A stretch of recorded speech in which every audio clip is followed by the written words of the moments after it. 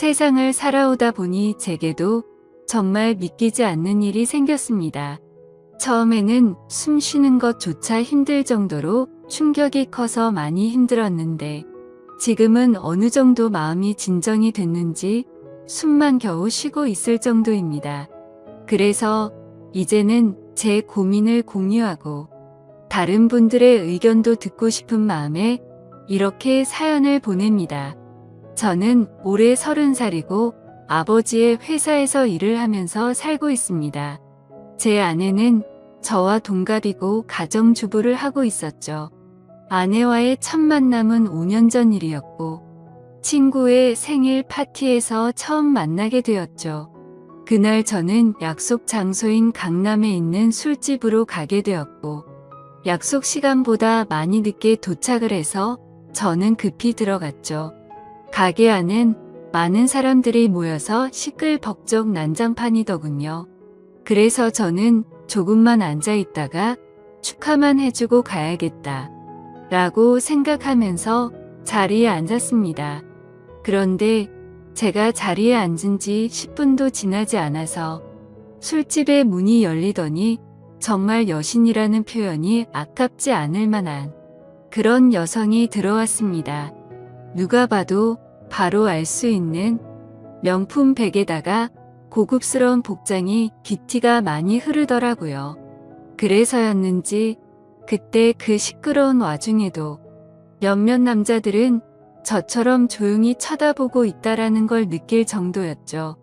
그때 저는 바로 그 생각이 들었습니다.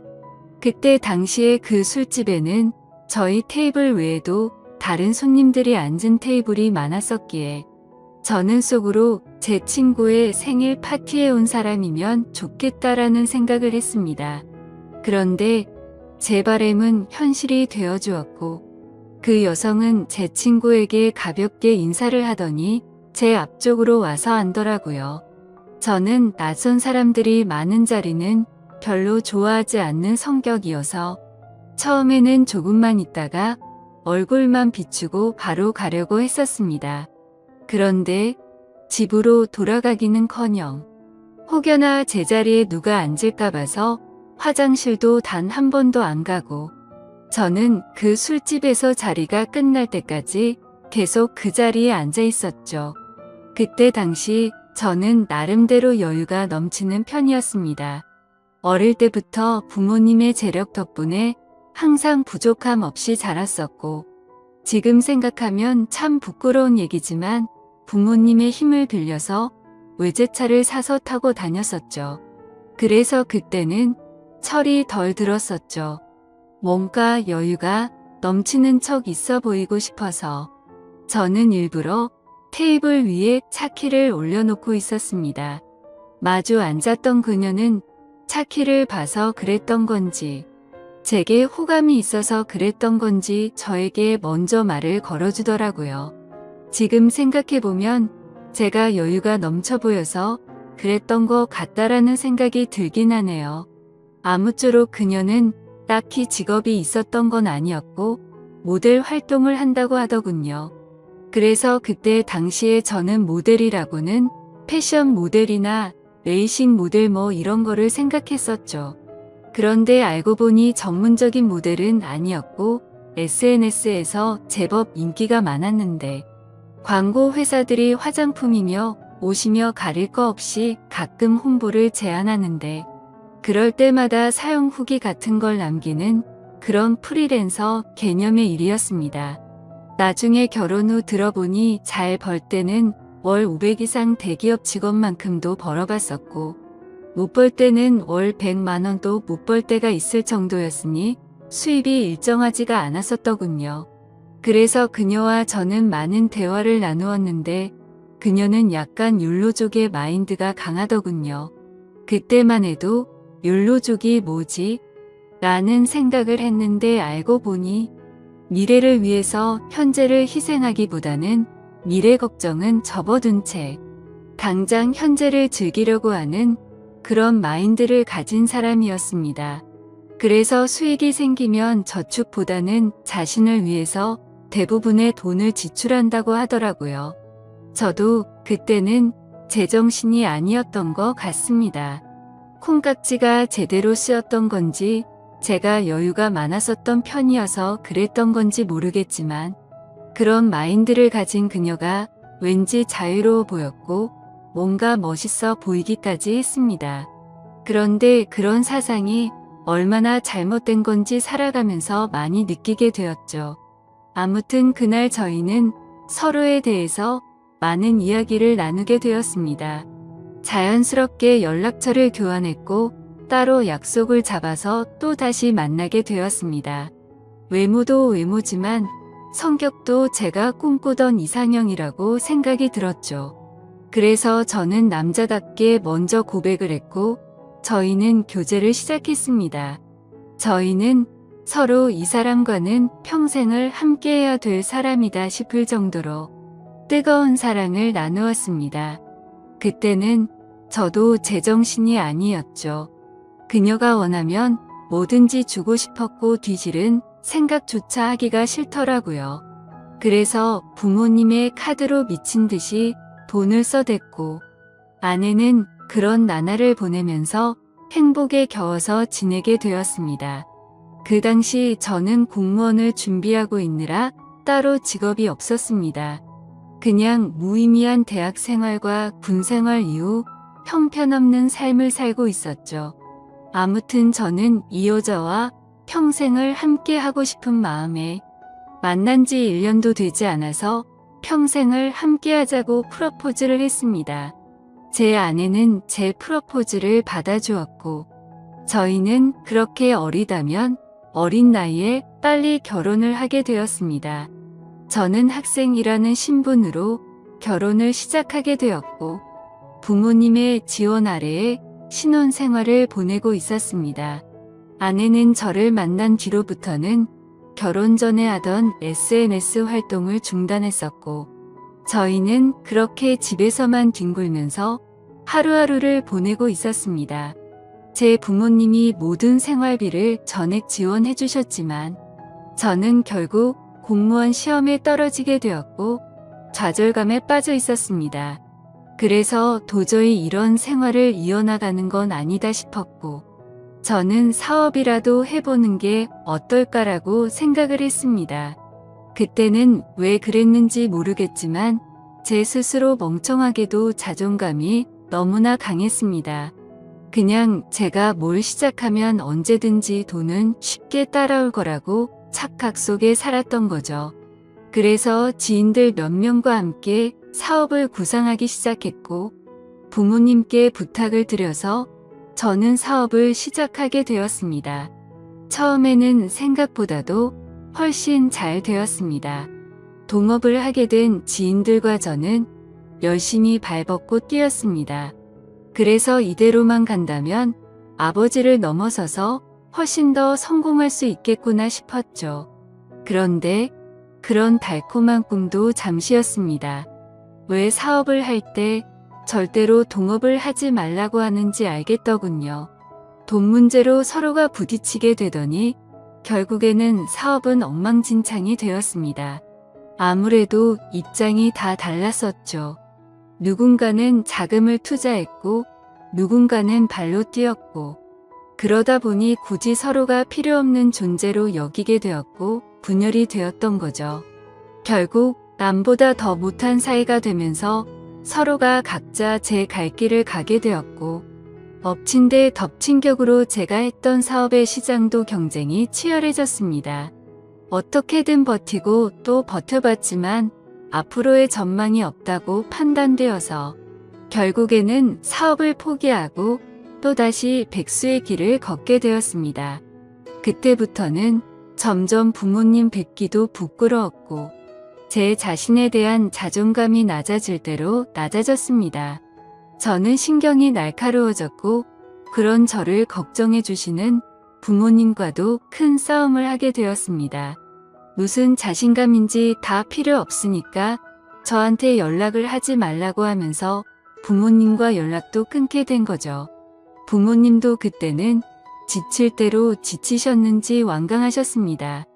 무엇보다도 아내는 그런 제게 엄청나게 불만을 가졌고 매일같이 짜증을 냈습니다.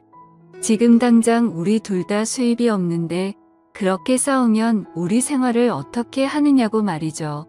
그래서 저는 쓸데없는 자존심으로 내가 어떻게든 먹여 살릴 테니까 걱정하지 말라고 했고, 그날부터 할 수 있는 일은 뭐든지 했습니다. 쓸 수 있는 게 몸뚱아리밖에 없다 보니 배달 대행도 해보고 대리기사도 뛰었습니다. 그렇게 1년 동안 겨우 입에 풀칠하면서 버텨갔지만 도저히 미래에 대한 비전이 안 보였습니다. 그래서 결국 저는 부모님께 사죄를 드리게 되었습니다. 그동안 실망시켜드린 죄스러운 마음을 보답하기 위해서 아버지 회사로 들어갔습니다. 아버지 회사는 동생이 대학을 포기한 채 사업을 돕고 있었고, 동생이 그 사업을 이을 예정이었습니다. 저 또한 아버지의 뒤를 이을 생각으로 들어간 건 아니었고, 그래도 하루 벌어 하루 먹고 사는 인생보다는 기술이라도 배우는 게 낫겠다 싶어서 들어가게 된 거였죠. 동생의 밑에서 일을 배워가며 했지만 기분이 나쁜 건 전혀 없었습니다. 1년 동안 더 뼈저리게 사회생활이 힘들다라는 걸 깨달은 덕분이었죠. 그래서 그동안 부모님 카드로 돈을 막무가내로 쓰던 지난해를 반성하게 됐고, 오히려 그동안의 잘못을 뉘우치면서 저는 부모님의 신뢰를 얻기 위해 정말 열심히 살았습니다. 그렇게 하다 보니 좋은 결과들이 점차 뒤따라오기 시작하더라고요. 기존의 업체들보다 제법 규모가 큰 업체들이 운 좋게 거래처로 들어오게 되었습니다. 그 후 저의 출근 시간은 매일 새벽 6시가 되었고, 퇴근은 저녁 10시 이후에 하는 생활이 이어졌습니다. 그런 생활이 이어지다 보니 자연스럽게 몸과 마음은 점점 힘이 들었죠. 하지만 과거 부모님 등쳐먹으면서 백수로 지낼 때보다는 훨씬 나았습니다. 항상 떳떳하지 못했던 제 자신이 이제서야 사람 취급받을 수 있겠구나 싶었고, 제 스스로를 안도하면서 힘을 내고 있었죠. 이렇게 열심히 땀 흘려가면서 사는 게 맞구나 싶으면서 말이죠. 그때쯤에 아내는 휴대폰을 바꿔달라고 하더라고요. 그래서 저는 신규로 가입하는 게 저렴하길래 신규로 하나 사주었습니다. 제 아내는 연애 시절부터 그랬지만 항상 휴대폰을 손에서 놓지 않고 살았습니다. 여자들이 원래 핸드폰으로 이것저것 많이들 하니까 뭐 그러려니 했었죠. 그런데 힘들게 일하고 들어왔는데도 얼굴은 마주치지도 않고 대화할 틈 없이 매일같이 휴대폰만 보고 있는 게 못마땅하긴 했습니다.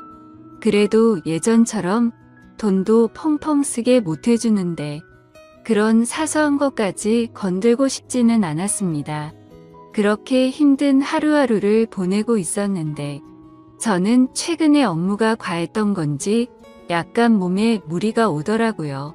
그래서 그날은 병원에 가서 검사를 받았고 영양제 주사를 맞고는 일찍 집으로 들어갔습니다. 그런데 집에 있어야 할 아내가 집에 없더라고요. 저는 아내에게 어디 갔냐고 연락을 했고 한참 동안 연락이 없었습니다. 평소에 항상 휴대폰을 분신처럼 끼고 사는 사람이 연락이 없으니까 뭐지 싶었죠.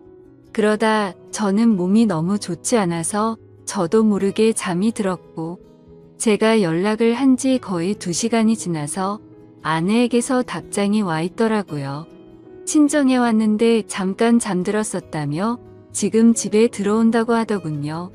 그래서 그때는 큰 의심 없이 그냥 그런가 보다 했습니다. 그러다 결국 사건이 터지고 말았습니다. 저는 병원을 다녀온 뒤로 무리하다가는 큰일 생길 수도 있으니 주말에는 좀 쉬라고 하더군요. 그래서 모처럼 주말에 아내와 초저녁부터 외식을 하면서 술을 한잔하고 있었죠. 그렇게 한창 술을 마시다 아내는 화장실에 갔고 아내 가방에서 카톡 소리가 나더라고요. 저희는 연애할 때부터 서로의 휴대폰을 보지 않기로 약속했었는데 갑자기 무슨 생각인지 저도 모르게 아내 휴대폰을 집어들어서 보게 됐습니다. 휴대폰은 잠금 상태가 되어 있었고 얼마 전에 아내 휴대폰을 사주면서 제가 등록해 두었던 패턴으로 풀어봤습니다. 아직 패턴을 바꾸지 않았는지 바로 풀리더라고요. 근데 카톡 내용을 보니 나와라고 와 있었습니다. 저는 그 메시지를 보는 순간 이건 뭐지 싶었죠. 누가 유부녀인 아내에게 이따위로 말을 하나 싶었고 기분이 더러웠습니다. 그래서 상대방의 카톡 프로필을 보니 50대 정도 되어 보이는 남자의 사진이더군요. 그때부터 뭔가 의심이 됐고 급속도로 분노가 치밀어 오르더라고요. 그래서 그 남자에게 곧장 전화를 했습니다. 그 많은 사람이 있는 곳에서 소리를 질렀습니다. 나 예지 남편인데 네가 뭔데 나오라 말하고 이따위 카톡을 보내냐며 욕을 했습니다. 그러자 상대방은 말을 더듬더라고요. 죄송합니다. 앞으로 다시는 연락 안 할게요. 정말 죄송합니다. 이러더군요. 그래서 저는 뭐가 죄송하냐고 계속해서 추궁을 했죠. 근데 몇 분 동안이나 그 정신 나간 놈은 죄송합니다 라고만 할 뿐 제가 묻는 말에는 하나도 대답을 안 하더라고요. 그때부터는 더 이상 의심이 아니라 확신이 되었습니다. 아내는 잠시 후에 자리로 돌아왔고 저는 아내 휴대폰을 들고 있었습니다. 그 모습을 보고 아내는 곧바로 왜 남의 휴대폰 함부로 들고 있냐면서 짜증부터 내더라고요. 저는 헛웃음이 났고 아내에게 물었습니다. 뭐 숨기는 거 있냐고. 도대체 왜 그렇게 화들짝 놀라면서 화내냐고 물었죠. 아내는 휴대폰을 가져가서 자신에게 온 카톡 내용을 봤는지 잠시 생각하더니 말하더군요. 설마 오해하는 건 아니지? 라며 예전에 광고 의뢰하셨었던 사장님인데 연락이 온 거라고 하더라고요. 그래서 저는 너는 아는 사람한테 문자를 그따위로 보내는 사람 봤냐고 물었습니다. 그러자 아내는 그러게 이 사람 제정신이 아닌가 본데? 라며 시치미를 떼더군요. 저는 말했습니다. 내가 이미 그 사람한테 전화했고 그 사람이 다 인정하고 사과까지 했는데 끝까지 거짓말하려고 하냐고 말했습니다. 외도를 했다고 듣지는 않았지만 일부러 아내를 떠보려고 그렇게 말해봤습니다. 그러자 아내는 통화 내역을 확인하더니 조용히 있다가 미안하다고 하더라고요. 제발 그 말이 나오지 않기를 바랬습니다. 그냥 단순한 착각이길 바랬고 그 대답을 듣는 순간 피가 거꾸로 솟더라고요. 이게 미안하다고 될 일이냐고 말했고 그동안 있었던 일에 대해서 솔직하게 말하라고 했습니다. 지금부터 거짓말 하나라도 하면 연락 온 그놈 당장 찾아가서 다 엎어버리고 네가 한 짓도 너희 친정에 가서 다 말한다고 했죠. 그러자 아내는 그동안 있었던 사실을 말했습니다. 아내도 처음부터 이러고 싶지 않았답니다. 제가 배달 대행에 대리기사까지 하면서 한창 힘들게 지내던 때 자신도 도움이 되고 싶은 마음에 다시 SNS를 시작하게 되었다고 하더군요. 그런데 한참을 쉬어서 그런지 예전처럼 광고가 들어오지 않았고 이 남자에게서 메시지가 왔다고 하더라고요. 그냥 딸을 잃어서 너무 그리워서 그런데 만나서 밥만 먹어줄 수 없겠냐며 부탁을 들어주면 30만 원을 준다고 했다더군요. 그래서 혹시라도 이 남자가 헛짓거리하면 바로 경찰에 신고를 할 생각을 가졌고 밥만 먹고 30만 원이나 챙기자 싶어서 나갔답니다. 그런데 그 사람은 아주 젠틀했고 약속대로 밥만 먹었는데도 30만 원을 줬답니다. 그렇게 만남을 몇 번 더 이어가다 보니 지금까지 연락을 주고 받았다고 말하더군요. 저는 단도직입적으로 물었습니다. 그래서 어디까지 간 거냐고 물었죠. 아내는 엄청 놀라면서 절대로 그러지 않았다고 하더라고요. 저는 또 아내를 떠봤습니다. 제발 아니길 바라는 마음으로요. 너 지금 또 거짓말 하냐고 그 남자한테 이미 다 들었다고 하니까. 아내는 갑자기 눈물을 흘리면서 진짜 미안하다면서 당신이 너무 힘들어 보여서 그랬다네요. 그런 모습을 보니 숨이 막혔고 어디서부터 어떻게 잘못된 건지 머리가 띵하더라고요. 그때부터는 저도 미친 듯이 말을 내뱉었습니다. 네가 이따위로 내 뒤통수를 치냐며.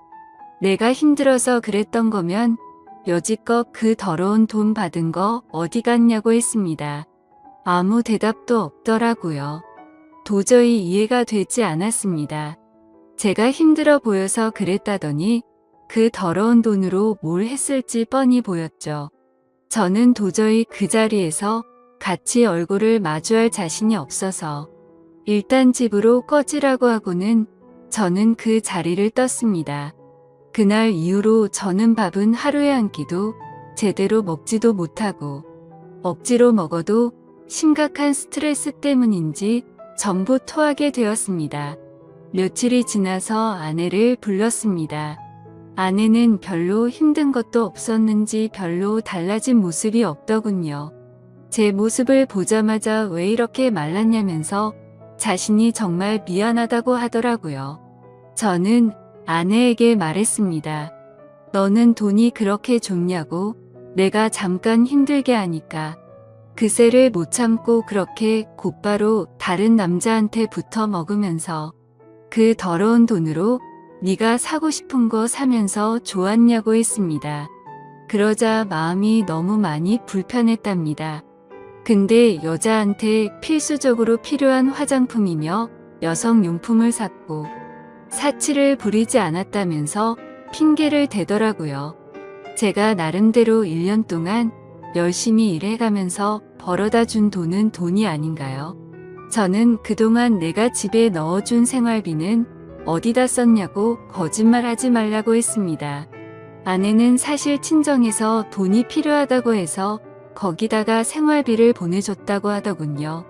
진짜 너무 어이가 없고 기가 막혔습니다.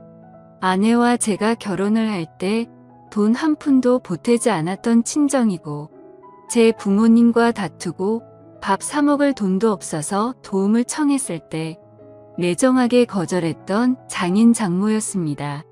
근데 그런 인간들한테 제가 피땀 흘려 번 돈을 보냈다고 하네요.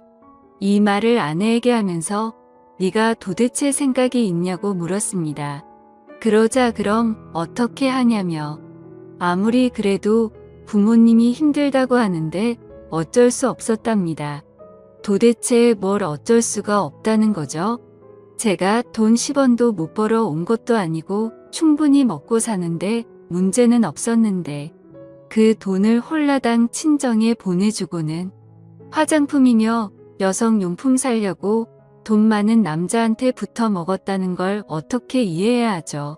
솔직히 아내의 친정도 심각한 문제입니다.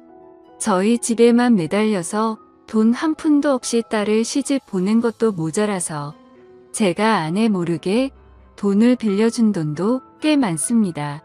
그때 당시에는 제가 사랑하는 아내의 식구들이었고 당장 너무 힘들다고 하는데 어쩔 도리가 없었죠. 그렇게 한 번만, 또 한 번만, 마지막으로 한 번만 이런 식으로 보내준 금액만 5천만 원이 넘습니다. 막상 아내의 얼굴을 마주하고 있으면 마음이 또 약해지는 것 같기도 하고 이런 제 자신이 정말 저도 답답하고 화가 납니다.